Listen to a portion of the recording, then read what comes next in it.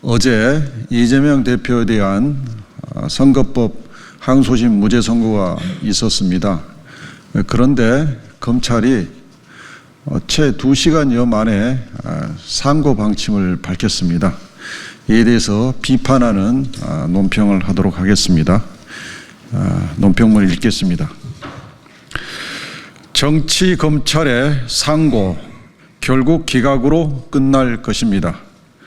검찰이 어제 이재명 대표의 공선법 항소심 무죄 선고에 대해 상고 방침을 밝혔습니다. 아이러니합니다.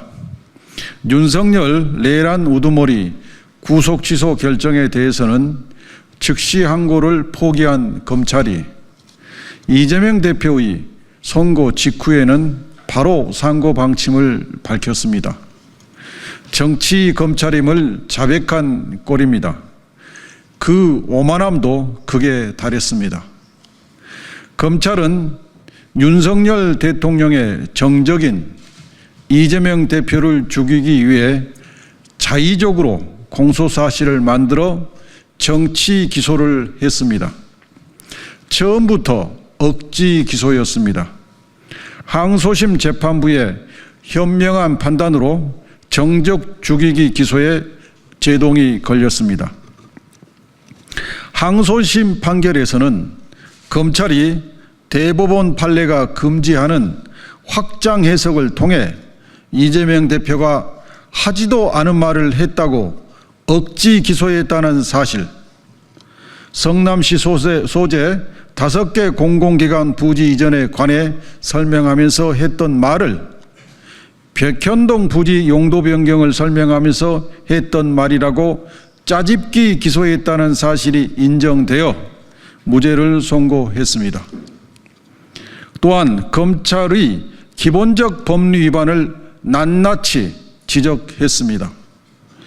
공직선거법상 허위사실 공표죄는 행위에 관한 발언만 처벌 대상으로 하고 인식, 기억, 의견은 처벌 대상으로 하지 않는다는 기초적인 법리 위반, 후보자의 행위에 관한 발언만 처벌 대상이 되고 제3자의 행위에 관한 발언은 처벌 대상이 되지 않는다는 법리 위반, 문제되는 표현이 사실을 표명한 것인지 의견이나 판단을 표명한 것인지 단정하기 어려운 경우에는 원칙적으로 의견이나 판단을 표명한 것으로 파악해야 한다는 법리 위반, 주된 발언만 판단 대상이 되고 주된 발언을 뒷받침하는 보조적 발언은 독자성을 인정받지 못한다는 법리 위반, 피고인 발언에 목적을 추론하고 다시 이에 따라 발언의 의미를 새기는 것은 사후적 추론에 따라 외연을 확장하는 것에 해당하여 문제된 표현을 접한 일반 선거인의 관점에서 표현의 의미를 새겨야 한다는 법리에 정면으로 배치된다는 대법원 판례 위반, 다의적으로 해석될 수 있는 발언에 관하여 다른 합리적 해석의 가능성을 배제한 채 공소사실에 부합하는 취지로만 좁게 해석하여 의심스러울 때는 피고인에게 유리하게라는 형사법의 기본 원칙을 위반했다는 것입니다.